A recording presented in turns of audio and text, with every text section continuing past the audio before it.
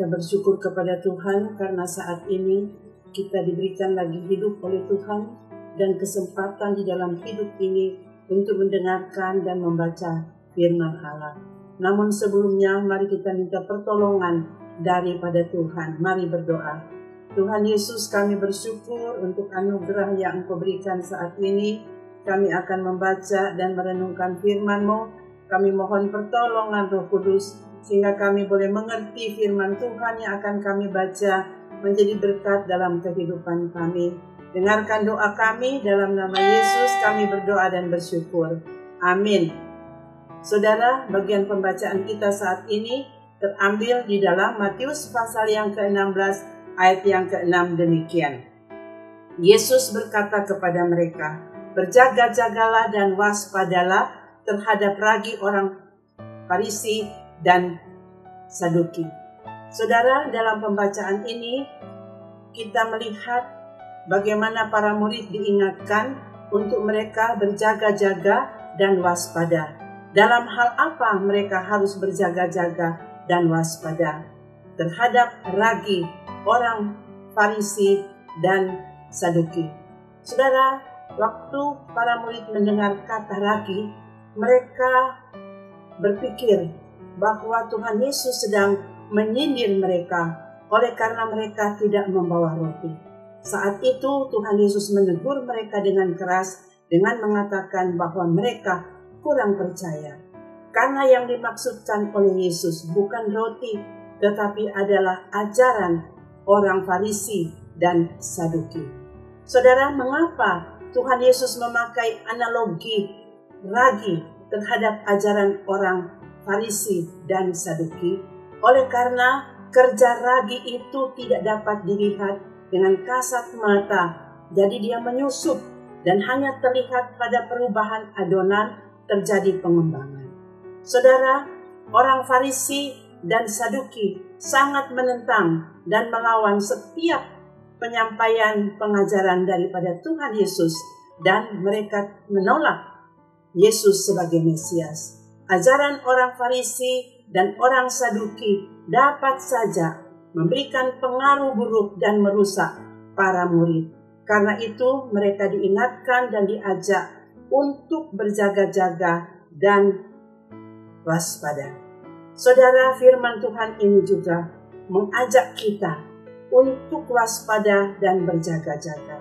Oleh karena, saudara, kita melihat pada akhir-akhir ini begitu banyak ajaran-ajaran baru yang bukan hanya kita dengar, bahkan menyusup di dalam gereja, saudara.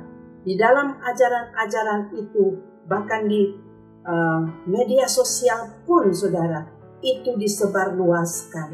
Yang sesungguhnya sangat banyak yang bertentangan dengan kebenaran firman Tuhan yang sejati. Pandangan-pandangan mereka hanyalah merupakan keinginan-keinginan dan keegoisan mereka dan untuk keuntungan diri mereka sendiri. Oleh karena itu kepada kita diingatkan untuk berjaga-jaga dan waspada. Dan apa yang harus kita lakukan? Saudara, yang harus kita lakukan adalah kita terus belajar untuk memperteguh iman kita. Dan kita terus harus berada bersama-sama di dalam komunitas atau persekutuan jemaat kita. Karena di dalamnya, saudara, kita mendapatkan kebenaran-kebenaran firman Tuhan yang disampaikan kepada kita. Bahkan, saudara, lewat doa bersama dan pelayanan bersama, kita dibimbing dan kita diperlengkapi sehingga kita tidak mudah, bahkan tidak gampang dipengaruhi oleh ajaran-ajaran yang banyak yang tidak sesuai dengan kebenaran firman Tuhan yang sejati. Dengan demikian kita pun akan terhindar dari pengaruh buruk dan juga yang merusak dalam kehidupan keberimanan kita kepada Tuhan Yesus Kristus. Saudara, oleh karena itu yang harus menjadi pegangan kita, yang harus menjadi dasar kehidupan kita, yang harus menjadi pedoman kehidupan kita adalah kebenaran firman Tuhan yang sejati yang ada di dalam Alkitab. Dengan demikian, saudara, kehidupan kita dan saat ke saat dan hari ke hari dalam perjalanan hidup kita, kita semakin dituntun untuk bagaimana hidup semakin memperkenankan Tuhan. Mari berdoa. Kami bersyukur karena kami diingatkan oleh firman-Mu untuk berjaga-jaga dan waspada, agar kemurnian iman kami Tuhan tidak sampai dinodai oleh ajaran-ajaran yang menentang kebenaran firman Tuhan yang sejati di dalam Alkitab, dan kami semakin kuat dan teguh bahkan menghadapi masalah-masalah hidup. Terima kasih, dengarkan doa kami. Dalam nama Yesus kami berdoa dan bersyukur. Amin.